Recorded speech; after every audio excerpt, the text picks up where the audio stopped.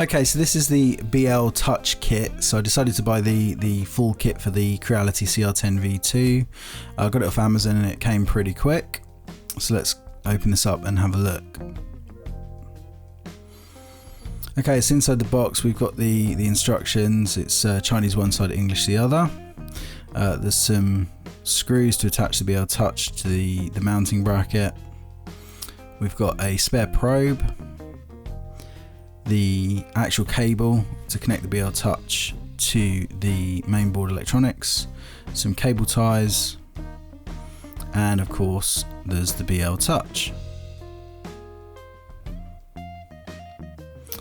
Okay, and there's also the mounting brackets. This saves you having to print a bracket yourself. Okay, so the first thing we need to do is attach the Bltouch to the bracket. It attaches to the slightly longer side, and you need to put the screws going from the bottom up into the bracket and not the other way. If you do it the other way, then it just won't grip hold of anything and it will fall out. There's no nuts or washers included, you don't need to use them, so you just attach it and screw it in. So it's nice to have this provided by sort of in the kit. You don't have to look or design your own and 3D print, so it's just ready to go, which is quite useful.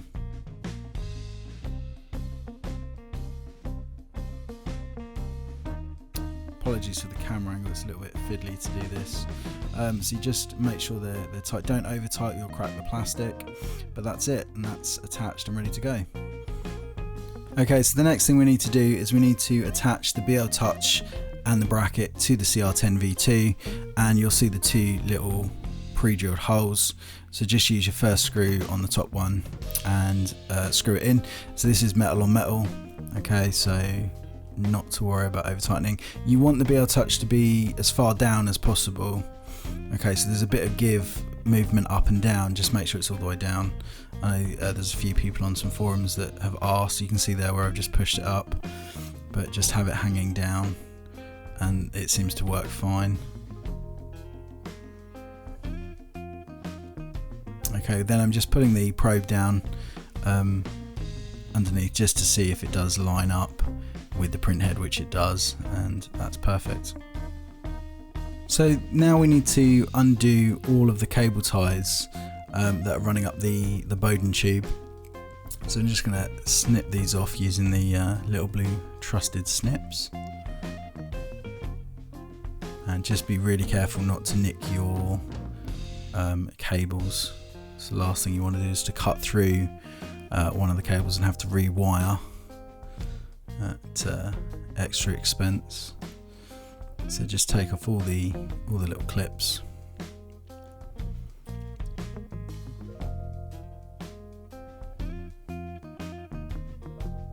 Okay, and that loosens up that will allow us to loosen up the cable protector sheath and to be able to feed through our cable for our Bltouch.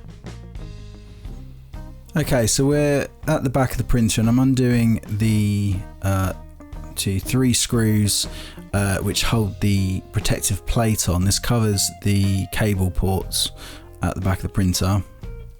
So take all 3 screws out, and that will reveal the section where you can plug in your cables.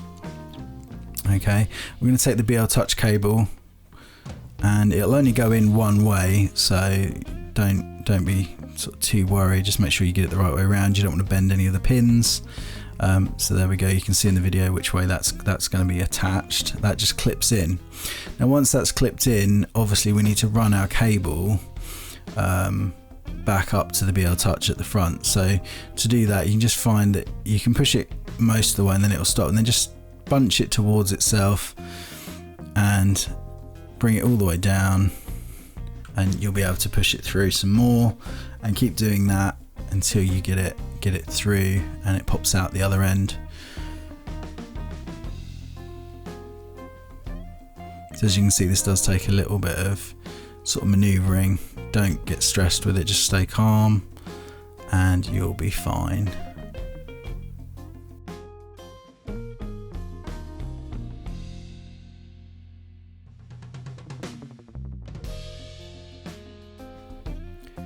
Okay, so now you need to get the cable plugged into the Bltouch. This was a little bit tricky with the actual bracket attached, and what I should have done was attach the cable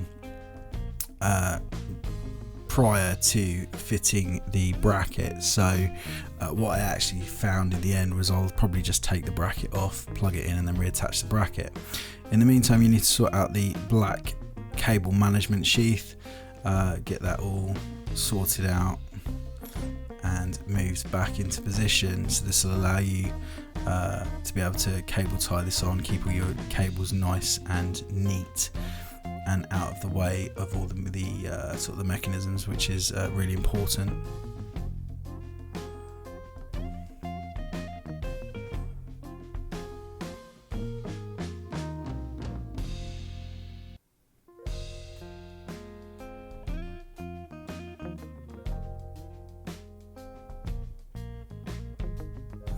So as you can see, I'm literally still struggling to get that cable attached, because I obviously attached the bracket first. We live and learn.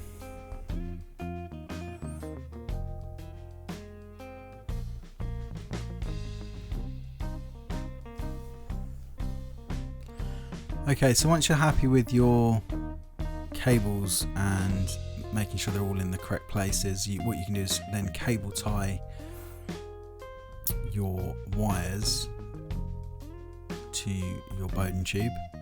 And like I said, you do get a set of cable ties that come with the Bltouch kit.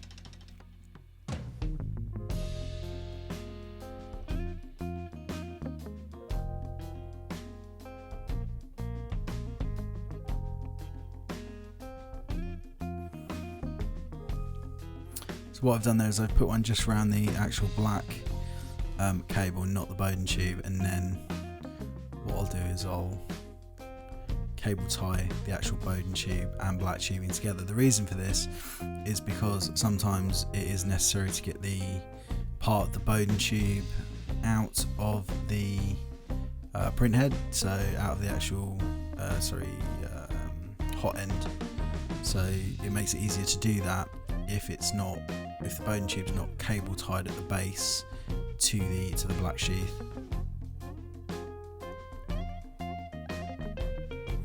You want to make sure you put enough on just to keep it all together and keep it out of the way. Okay, and then just clip the ends of the cable ties off with the little clips.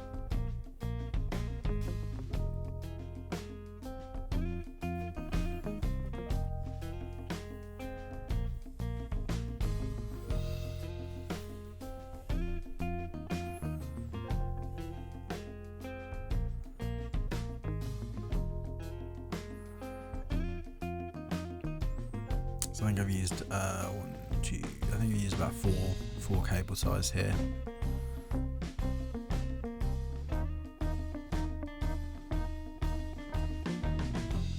Okay, we're then going to attach the back plate and put the back plate back on.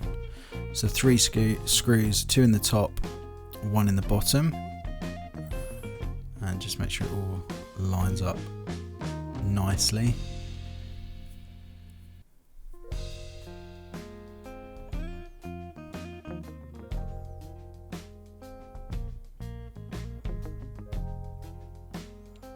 And just tighten all 3 screws, and then that's that bit job done. Okay, at this stage we can power on the CR-10 V2 and the Bltouch should probe twice and illuminate. Let's see that a bit closer up, just to show you the probe. Okay, and that's what you should get.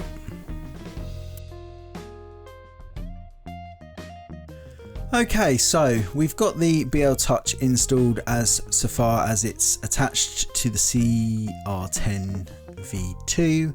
The cables are all connected, so we're in a good place. What we need to do now is get the firmware installed. So I'm going to be using the Creality provided firmware, and not Tiny Machines at the moment. I will have a look at tiny machines and have a play about with that at a later date.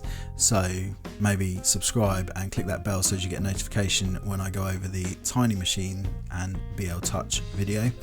But at the moment we're going to go for the Creality firmware. Now the reason for this is if you're not familiar with 3D printing and you haven't really done any of this before, if you're a noob to the whole thing, this is going to be quite easy, okay, and straightforward. So all you have to do is go over to the Creality3dofficial.com website.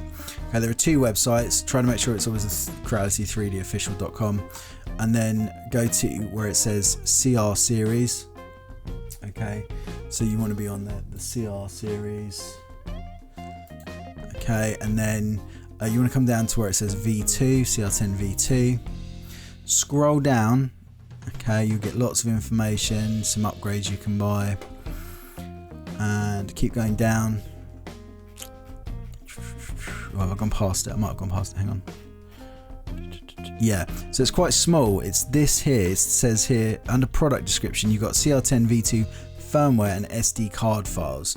So this is what you want to click download, and it will ask you whether you want to sign into Google Drive. I did because I want it shared with me on my Google Drive, so that's fine.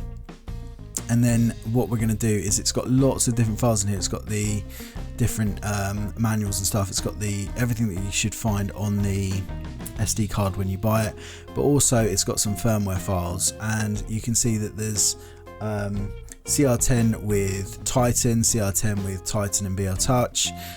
There's just plain stock original as it comes. So what we want is you want to download the CR10 with Bltouch only. Okay, so if you haven't got the Titan direct drive and you haven't got anything else, just go for the Bltouch only. Download the firmware. Now I'm going to use the Creality slicer. So again, on the website you can download the Creality slicer. Okay, so the Creality slicer is Creality's own slicing software, and it's a skinned version of Cura in my opinion. So the reason I'm using the Creality slicing software is because that's what the instructions say, and I wanted to approach this from a complete noob point of view. So somebody who's bought the V2 as their first printer, they've got the Bltouch kit, and they're just generally not familiar with flashing bootloaders and things like that, or using other software. I just wanted to see how easy it was with the Creality instructions and the way Creality direct the user to get this all set up. So like I say, you need to download the firmware, and then to get if you want to follow along with the Creality slicer, all you need to do is if you click here where it says creality.com, click that. It takes you to creality.com, which is fine, and then over here you want to click on download, and there's slicing software. Okay, and that lets you download the software that I'm going to be using now. Okay, let's get started. Okay, so this is the Creality slicer, and we're going to be using this to send the firmware to the printer. Now the CR-V2 does have a bootloader pre-installed, so that means we don't have to mess about with Arduinos or anything like that. We can just literally plug it into the computer and it should all be fine. If you're running Windows 10, you shouldn't have an issue. Windows 7, you may need to locate the driver. I'm not too sure. I'll be honest, I'm not too sure about that. I have Windows 10 running, so I'll try and put some information in the description, but I can't guarantee. So let's get started. So the first thing we're going to do is we're going to come up to the top, and we're going to click machine. We're going to go to machine settings, and we need to make sure that the right COM port is set. Don't put it on auto, and we're going to set 115200. Click OK, and we're then going to go to machine, install custom firmware, select the firmware that we want to use that we've just downloaded, and click open. And then you should see an install progress bar. You might get a little warning. If you do, just click OK prior to the installation bar starting, and then just let it finish. Obviously make sure you have power going to your printer. Don't have it just running off USB power. It has to be powered on via the mains. I've seen a few forum discussions of this where people have actually just left the USB in, it's got power going to it, and they think that is enough to sort of allow you to flash it. It's not. Okay, and that's that done. So that's all finished, the firmware's on there. You should see your printer screen restart. And let's move on to the next step. Okay, so you need to navigate to prepare, move axes, move Z axes. And you're going to move it down by 10 mm or 1 mm, depending how close it is to the bed. And you want the nozzle to be as sort of quite close to the bed, not touching the bed, just above it. Like that. And what you want to do here is, once you put a piece of paper under the nozzle, it should slide in quite nicely, use that Z and move it just till you get that drag on the paper. It should just drag. Okay, now Creality, in the Creality video, they recommend 3.0, and that's exactly what I've got here, 3.0. You now want to go to Control and initialize the EEPROM. You're then going to navigate back, and you want to go down to where it says Z offset, and obviously that's 0, and then you add whatever the Z offset is, you add that number to it, so 0.3. So you need to turn it quite a lot, so it should be 3.00. And we're almost there, just keep turning.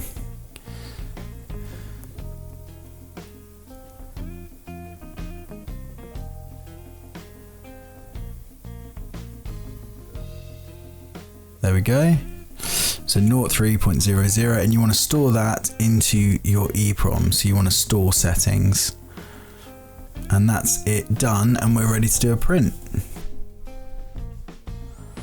Okay, so we're going to print from the memory stick, and we're going to select the pig. I haven't printed the pig before, so could be interesting. The first print I did on the Ender 3 was the dog, so the little dog, and the first print I've done on the V2 was the dog, so I figured for the Bltouch install we'll do the pig. Okay, as soon as the bed hits temperature and the nozzle hits temperature, it's going to start to probe. It'll also home first, and then it will probe the bed, and it will probe the bed quite a few times. I haven't, I'm just trying to think. Yeah, so it does it, I think, 1, 2, 3. I think it does it for, I think it's for 4x4 grid, I could be wrong, but it will probe each area of the bed. Each point gets probed twice, and this is what generates the mesh. Now there's also questions as whether the power resume function, so if power is lost to the printer, does it allow you to resume that print? So we're going to test that now. So I'm actually going to, once it starts printing, I'm going to turn the power off, and we'll see what happens. So it is currently printing. I'm disconnecting the power, giving it a second, powering it back on. You can see it's booting up, and there we go. Power loss recovery. Do you want to resume? Yes. Now the issue with this is that once the glass bed actually cools, your print will just pop off. So it's not, although previously I've said you could use this in another video to stop and resume print overnight, I would absolutely not recommend this for that. Okay, do not do that, because it will cause you nothing but issues. This is good if you're at home, you're printing, and there's a power cut, and the power is restored quite quickly. Or other reasons to use it would be to literally just move your printer to another room, or something like that. But it's just not worth it. So what happens, as you can see here, is the printer's resuming the print. So the print nozzle is getting hot again. The bed's reheating. And then it just starts and continues printing. It rehomes it, doesn't probe it again, doesn't need to probe it, and then it just carries on. So that's the resume function on power loss, and you can see there's a bit of mess there where it's been stringing. Do not use this to try and do your print overnight on this sort of glass bed, because it is adaptive, and once it's cooled, your print will literally just pop off. Okay, so that's the Bltouch installed. I hope that's been helpful. Now there is one more thing I just need to show you, and that's in Cura. So in order to get your Bltouch to actually probe when you generate your G code, you need to go into your printer settings, manage printer, and then select your correct printer that you want to manage, and go to machine settings, and then in your start G code, which is down here. Let's see if I can make this bigger so as you can see it. What you need to do is you need to add G29 underneath the G28 homing, and the G29 is what triggers the probe to probe the bed. Okay, if you don't have that there, and that's not in there, you are going to have issues, because your G code will be sent to the printer, it'll auto home, and then it will literally try to print. It won't level the bed. It won't, well, not level the bed, but it won't generate a mesh to correct the unleveled bed. Okay, so do make sure you put G29 in there and then save that. Okay, so like I say, I hope that's been helpful. If the video's helped, please remember to subscribe and click the bell for future videos. I'm going to be trying to do a E3D V6 install, genuine, and a Titan extruder from E3D. So stay tuned for that, and that's all on the V2. Thanks for watching.